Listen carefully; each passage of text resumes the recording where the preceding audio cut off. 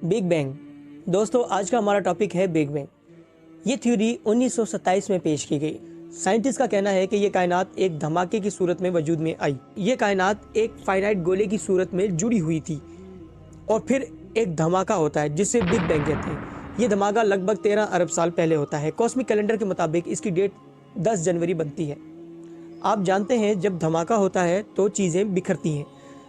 Big bang theory के मुताबिक भी ऐसा ही है। जब धमाका होता है तो ज़रात कायनात में बिखर जाते हैं। उसके बाद कायनात में अंधेरा छा जाता है। ये अंधेरा लगभग 4 लाख साल तक छाया रहता है।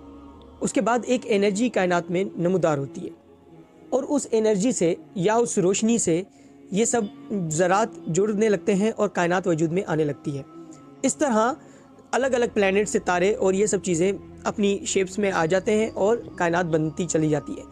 उसी तरह मैं आपकी आसानी के लिए समझा दूं, जैसे हमारा सूरज भी उसी धमाके के बाद बना, हमारी ज़मीन भी उसी धमाके के बाद बनी, ये चाँद, ये सारे सिस्टम उसके बाद बने और फिर ऐसा ऐसा ये सब चीज़ें अपनी मिदार में और फिज़िकल रूल्स के मुताबिक चलने लगी। दोस्तों पहले ये समझना होगा कि साइंस कैसे काम करती है।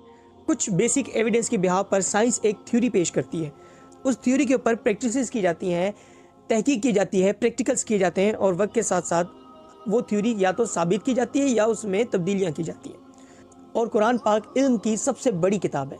अल्लाह ताला ने कुरान पाक में 80 लाख इल्म पोशीदा रखे हैं। साइंस भी इस इल्म का एक हिस्सा है।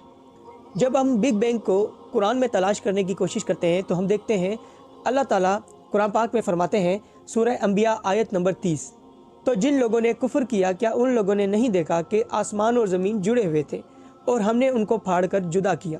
1927 में पेश की गई इस थ्योरी के बारे में अल्लाह ताला 1400 साल पहले जिक्र कर रहे हैं। सिर्फ यही नहीं, बिग बैंग थ्योरी के मुताबिक इस धमाके के बाद कायनात में 4 लाख साल तक अंधेरा छाया रहा। उसके बाद एक रोशनी नमूदार होती है और उससे पूरी कायनात बनती है। अल्लाह ताला कुरान में फरमाते हैं, सूरह अल इनाम आयत नंबर 1, तमाम तारीफ़ें अल्लाह के लिए ही हैं जिसने आसमान और ज़मीन को पैदा किया, तारीकियों और नूर को पैदा किया। फिर भी काफिर लोग गैरुल्लाह को रब के बराबर करार देते हैं। यहाँ अल्लाह फरमा रहे हैं कि अल्लाह ने तारीकियों को पैदा किया और नूर को पैदा किया, यानी कि ये सब चीज़ें तख्लीक होने से पहले तारीकियाँ छाई हुई थी, उसके बाद एक नूर नमूदार होता है जिससे ये पूरी कायनात वजूद में आती है। अल्लाह ताला कुरान में फरमाते हैं कि उन सितारों की कसम जो एक दूसरे से दूर हट रहे हैं। अब बिग बैंग के मुताबिक कायनात फैल रही है। जाहिर सी बात है, जब धमाका होता है तो चीज़ें एक दूसरे से दूर हटती हैं।